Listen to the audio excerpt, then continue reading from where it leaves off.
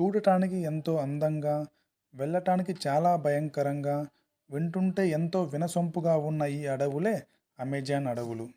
ఇవి సౌత్ అమెరికాలో విస్తరించి ఉన్నాయి. మన భూమి మీద ఉన్న మొత్తం ఆక్సిజన్లో 20% ఆక్సిజన్ ఈ అమెజాన్ అడవుల నుంచే ఉత్పత్తి అవుతుంది. అందుకే ఈ అడవులను the lungs of the earth, అంటే భూమి యొక్క ఊపిరితిత్తులు అని అంటారు. అయితే ఈ అడవి ఎంత దట్టంగా ఉంటుందంటే వచ్చే సూర్యరశ్మి 2 నిమిషాల పాటు, పడే వర్షపు చుక్క నేల మీదకి చేరటానికి దాదాపు 10 నిమిషాల పాటే పడుతుంది. ఇక్కడ కాలంతో సంబంధం లేకుండా ఎప్పుడు వర్షం పడుతూనే ఉంటుంది. అందుకే వీటిని అమెజాన్ రైన్ ఫారెస్ట్ అని కూడా పేరు.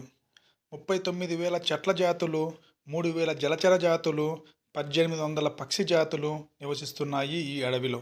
వాటిలో ప్రపంచంలోనే అతి బిగ్గరగా అరిచే టోక్యూన్ బర్డ్ కూడా ఈ అడవులలోనే ఉంది. దీని కూత దాదాపు 1/2 మైలు దూరం వరకు వినిపిస్తుంది.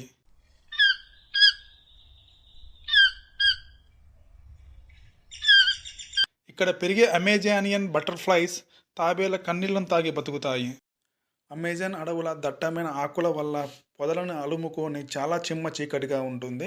ఈ అడవుల్లో దాదాపు 400 నుంచి 500 ఆటవిక జాతులు నివసిస్తున్నారు. వీటిలో దాదాపు 50 జాతుల ప్రజలు ప్రపంచంతో ఎటువంటి సంబంధం లేకుండా వాళ్ళ జీవనాన్ని మనుగడ సాగిస్తున్నారు. దానినే కానిబాల్స్ జాతి అని అంటారు.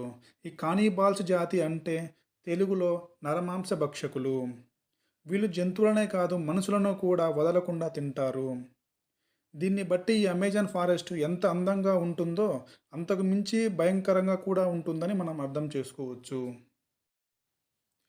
ఈ అమెజాన్ అడవుల్లో 2 రకాల చీమలు కూడా ఉన్నాయి. ఒకటి ఫైర్ యాంట్స్, మరొకటి బుల్లెట్ యాంట్స్. ఫైర్ యాంట్స్ కుడితే జ్వరం రావటమే కాదు, ఒక వారం రోజుల పాటు వాటి దద్దుర్లు అబ్బుర్లవుతాయి.